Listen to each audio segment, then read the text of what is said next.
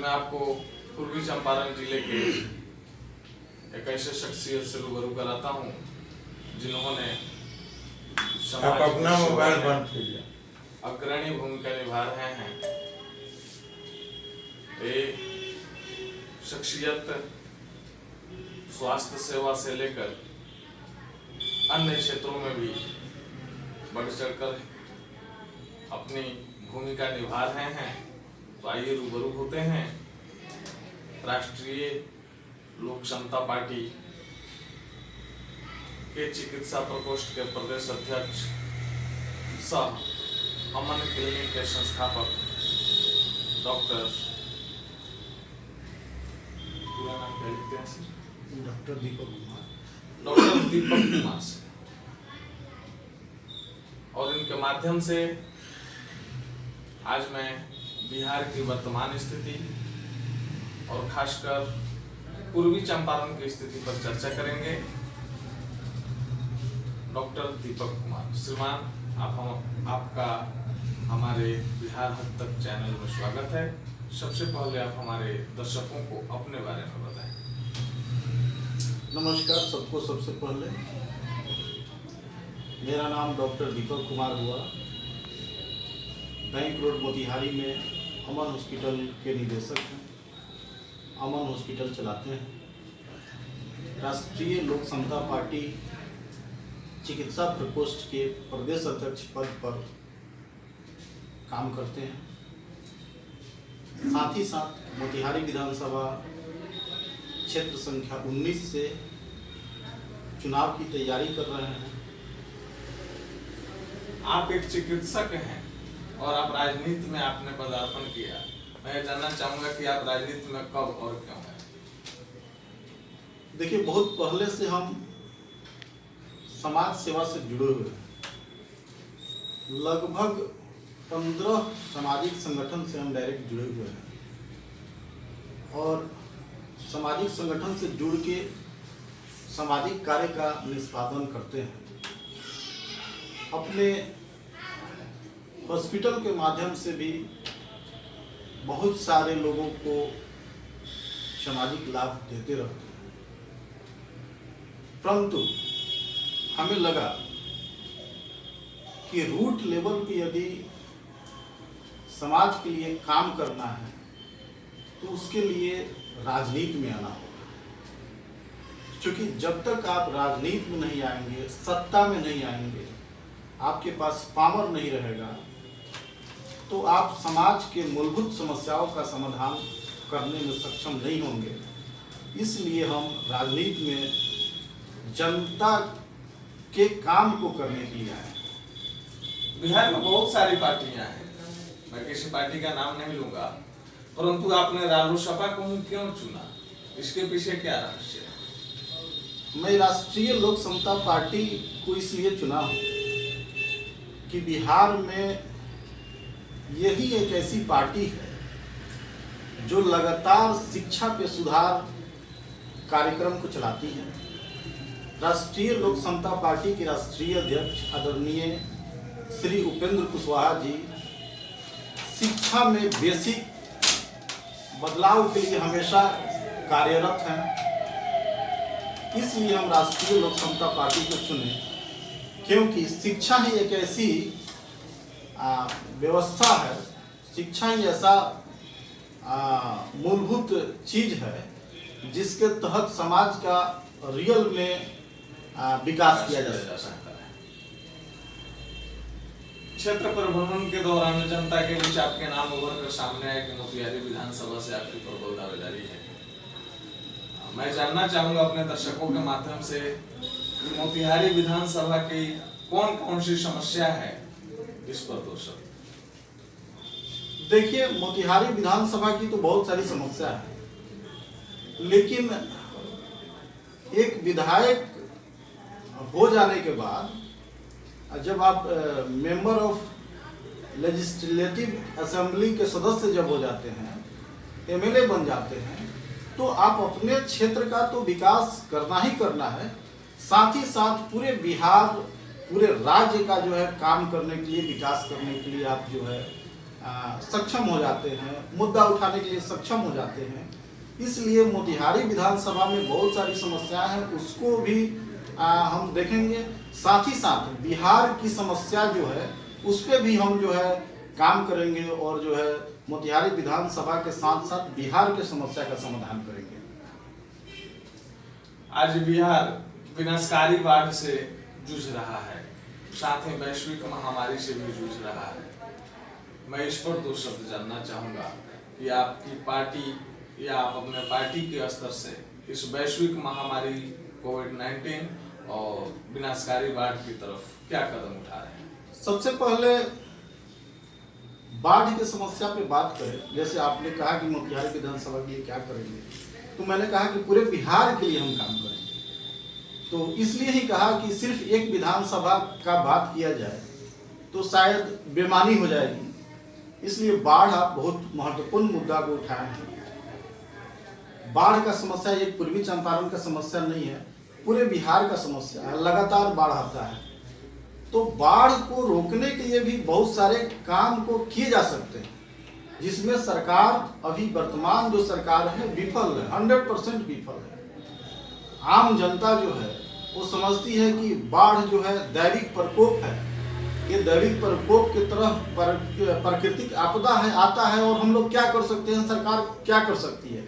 लेकिन रियलिटी ये है कि सरकार बहुत कुछ कर सकती है। जैसे नेपाल सरकार से मिलकर डैम बनाना, बड़े बड़े डैम प्रोजेक्ट पे काम हो सकते हैं, जहां से बाढ़ के समस्या का समाधान भी हो सकता है और बिजली का उत्पादन भी हो सकता है। एक नंबर काम है। बाढ़ आने का दूसरा कारण होता है, अभी जो हम लोग के यहाँ की नदी है, वो गंगा हो, बूढ़ी गंडक हो, गंडक हो, जो भी नदियाँ हैं, वो नदी का जो है स्तर जो है नीचे से जो लेवल है वो ऊपर हो गया है। मतलब उसमें मिट्टी भर गया है, चारों तरफ से जो मिट्टी आता है पानी के साथ, बारिश के साथ जो नदी में मिलता है वो भर गया है, जिसको तलछट बोलते हैं हम लोग साइंटिफिक भाषा में भी जो है। तो इस पे बहुत सारा रिसर्च भी है, साइंटिफिक तरीके से जो है वैज्ञानिक लोग प्रूव किया है कि नदी का जो गहराई कम हो रहा है, उसको गहराई को बढ़ाकर बाढ़ को कम किया जा सकता है। क्योंकि अभी जो है बारिश में जो है बारिश हो रहा है और नदी का गहराई कम है, नदी तुरंत जो है ऊपर जो है भर जाता है और पानी अगल बगल के इलाके में फैल जाता है। तो नदी के गहराई को बढ़ाकर, गाद को हटाकर बाढ़ की समस्या को रोका जा सकता है। तीसरा कारण, पिछले 15 वर्षों में जो भी नदी है, नदी के जो बांध है, उनका मरम्मत का कार्य नहीं हुआ। बांध का मरम्मत तो हुआ ही हुआ नहीं, इसलिए लगातार बेतिया, मोतिहारी, गोपालगंज, पूरे बिहार में जो है बांध टूट रहा है और बाढ़ आ रहा है। तो कहीं ना कहीं से सरकार पूरी तरह विफल है। इसको बाढ़ की समस्या को समाधान किया जा सकता है। ये सिर्फ दैविक प्रकोप नहीं है कि दैविक प्रकोप मान के हम लोग जो है बैठ जाए कि नहीं, हमसे नहीं हो सकता है। तो बाढ़ की समस्या का समाधान भी किया जा सकता है।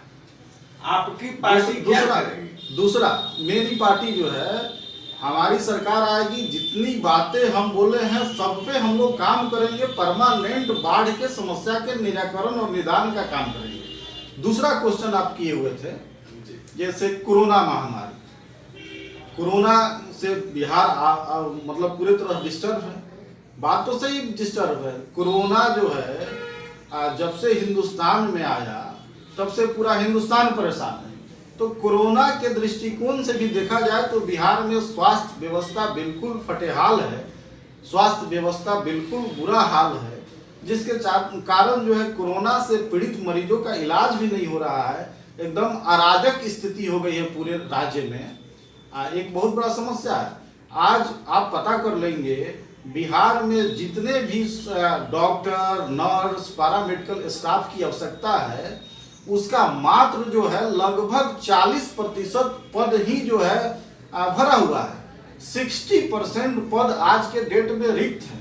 तो बताइए कि जिस राज्य में 60% चिकित्सा के क्षेत्र में पद रिक्त हो, क्या वहां पे आपको काम हो सकता है? वहाँ पे स्वास्थ्य सुविधा मिल सकता है। तो स्वास्थ्य सुविधा का बुरा हाल है, क्योंकि यहाँ पे doctor, para medical staff, nurse सभी जो है काफ़ी कमी है। ये हमारी अगर सरकार आएगी तो हम लोग इस कमी को पूरा करने का प्रयास करेंगे।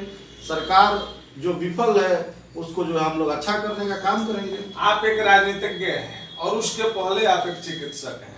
चिकित्सक को ईश्वर का दूसरा रूप माना जाता है, यहाँ तक कि उसे भगवान ही कहा जाता है।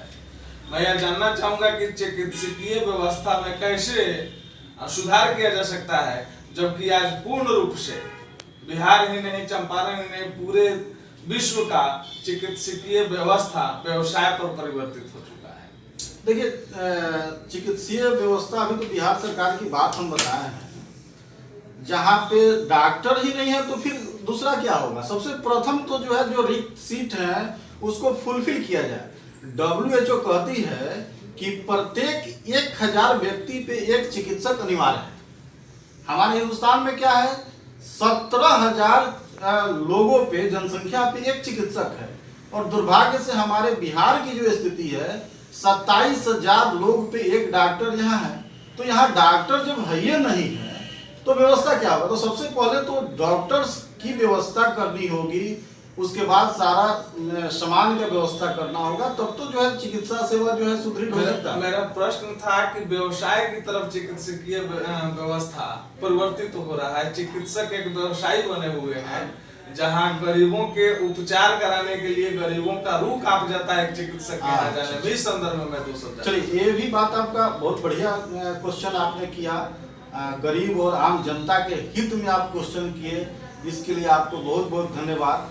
मैं बताना चाहता हूँ, इसका भी पूर्ण रूप से जिम्मेवार सरकार है। मान लीजिए कि आपको सदर अस्पताल में स्वास्थ्य सेवा सुदृढ़ हो जाए, प्राथमिक स्वास्थ्य केंद्र पे स्वास्थ्य सेवा सुदृढ़ हो जाए, APSC में स्वास्थ्य सेवा सुदृढ़ हो जाए, तो क्या जरूरत है भैया वो जो है प्राइवेट अस्पताल में जाने का, प्राइवेट चिकित्सक यहाँ जाने का, लुटाने का, कटने का। तो जब सरकार के पास व्यवस्था क्लास 1 का डॉक्टर का सेवा हो जाएगा तो ऑटोमेटिक है कि जो है प्राइवेट चिकित्सक जो लूटते हैं उन लोग भी मजबूर हो जाएंगे, चूंकि पेशेंट उनके पास जाएगा। आप चिकित्सा प्रकोष्ठ के बिहार के अध्यक्ष हैं और आपकी पार्टी ने स्पेशल प्रकोष्ठ का नवनिर्माण किया है, चिकित्सा प्रकोष्ठ का। चिकित्सा प्रकोष्ठ के माध्यम से आप बिहार वासियों को आपका प्रकोष्ठ क्या क्या सेवा देता है, इस संदर्भ में 200। हमारे चिकित्सा प्रकोष्ठ के जितने भी जिला अध्यक्ष हैं, आज के डेट में पूरे बिहार में कोरोना के महामारी में स्वास्थ्य कैंप लगातार लगा रहे हैं। उसके बाद जो है मास्क का वितरण कर रहे हैं, सैनिटाइजर का वितरण कर रहे हैं। लगातार हमारी पार्टी और हमारे पार्टी के प्रकोष्ठ के पदाधिकारी निःशुल्क स्वास्थ्य सेवा प्रदान करने का काम पूरे बिहार में कर रहे हैं। आपकी दावेदारी मोतिहारी विधानसभा से है। मैं दर्शकों के माध्यम से यह जानना चाहूंगा कि पार्टी ने अगर आपको टिकट दिया और जनता ने मौका दिया तो आप मोतिहारी विधानसभा के लिए क्या ड्रीम रखे हुए हैं, आपका क्या मास्टर प्लान? देखिए, मोतिहारी विधानसभा के लिए बहुत सारा सपना है मेरा। मोतिहारी में लगातार 4 बार से एक व्यक्ति को विधायक बनाया जा रहा है और लगातार विधायक होने के कारण वो अकर्मण्य हो गए हैं, यहाँ का कोई काम नहीं कर पाए हैं। मोतिहारी विधानसभा क्षेत्र अंतर्गत जो है लखौरा का बहुत सारा इलाका आता है, बहुत सारा पंचायत है, झिटकहिया है, नौरंगिया है, बरवा है। उस इलाके में आज भी मूलभूत सुविधा का काफ़ी कमी है, कहीं रोड रास्ता नहीं है। तो सबसे पहले रोड रास्ता बनवाने का काम करेंगे। कहीं कोई शहर में जो है कॉलेज स्कूल नहीं चलता है, उस सारे चीज़ का व्यवस्था करेंगे। किसानों के हित में काम करेंगे, शिक्षा के लिए काम करेंगे, युवाओं के लिए काम करेंगे। मोतिहारी में चीनी मिल बंद है, उसके लिए भी सरकार की तरफ से जो है हम आवाज़ उठाने का काम करेंगे। आपको जो है आयुर्वेद कॉलेज बंद हो गया, मोतिहारी के स्थानीय विधायक के कारण मैं आरोप लगा रहा हूँ। सन 1955 ईस्वी में मोतिहारी आयुर्वेद कॉलेज का स्थापना हुआ था। सन 2005 ईस्वी तक वो कॉलेज काफ़ी बढ़िया से चला। पहली बार जब प्रमोद जी विधायक बने उस यहाँ मोतिहारी के, तो उस कॉलेज की ये सेक्रेटरी बने और सेक्रेटरी बनने के बाद में 2 साल तक कॉलेज में क्या किए, लूट खसोट घोटाला क्या किए न किए कि सन 2005-7 ईस्वी में कॉलेज बंद हो गया। उस कॉलेज बंद करने का डायरेक्ट हम आरोप लगाते हैं स्थानीय विधायक सह मंत्री प्रमोद कुमार पे, तो हम उस कॉलेज के लिए भी करेंगे। मोतिहारी में इंजीनियरिंग कॉलेज हो, बहुत सारा और सारा चीज है यहाँ पे, बहुत सारा पुराना जो है आपको एयरपोर्ट है, लेकिन आज तक कभी लोग कोई देखा भी नहीं होगा। तो मान लीजिए एक विधायक तो उसको चालू नहीं कर सकता है, लेकिन आवाज तो बुलंद कर सकता है, तो उसके लिए काम करेंगे। रक्सौल में है, मतलब सिर्फ मोतिहारी का ही काम नहीं करेंगे। एक एज ए विधायक होने के कारण मोतिहारी सहित पूरे बिहार का जो है हम मुद्दा उठाएंगे और विधानसभा में अपने आवाज को बुलंद करेंगे। मोतिहारी का तो काम करेंगे ही करेंगे, साथ साथ अन्य जगह, अन्य मतलब इस क्षेत्र के अलावा संपूर्ण बिहार के लिए हम सोचेंगे। आप मोतिहारी विधानसभा के मतदाता, युवा वर्ग, किसान और बुजुर्गों को क्या संदेश देना चाहते हैं, एक चिकित्सक और एक राजनेता होने के नाते? सबसे पहले तो अभी कोरोना का दौर चल रहा है, सभी लोगों को हम अपील करते हैं कि कोरोना के दौर में आप सभी जो है सुरक्षित रहें, मास्क उपयोग करें, सोशल डिस्टेंस को पालन करें, हाथ धोने का काम करें, और जो है जितने भी मतलब बुजुर्ग लोग हैं उनसे हम अपील करेंगे कि आप अपने बच्चे को शिक्षा पे जरूर ध्यान दें, अपने बच्चे को पढ़ाएं। जितने भी बुजुर्ग गार्जियन वैरायटी के लोग हैं उन लोगों से अपील है मेरा कि शिक्षा पे विशेष रूप से ध्यान दें, अपने बच्चे को पढ़ाई पे ध्यान दें, पढ़ावे जरूर, क्योंकि जो है शिक्षा है कि ऐसी हथियार है जिस हथियार से समाज का विकास किया जा सकता है।